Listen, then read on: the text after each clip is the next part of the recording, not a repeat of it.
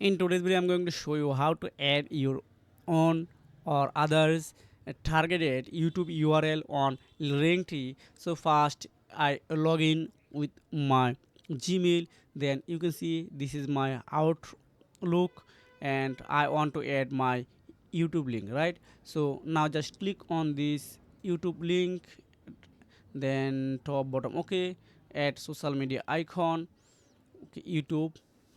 That's good. You targeted URL, just paste here. So I paste only for example purpose this one. Just click on add again, just skip this option. Then if I refresh my page, yeah, you can see the Outlook already added YouTube link on my this mm, profile. You can see this is a YouTube link already see.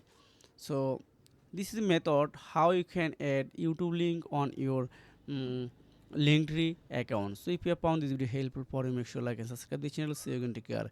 Goodbye.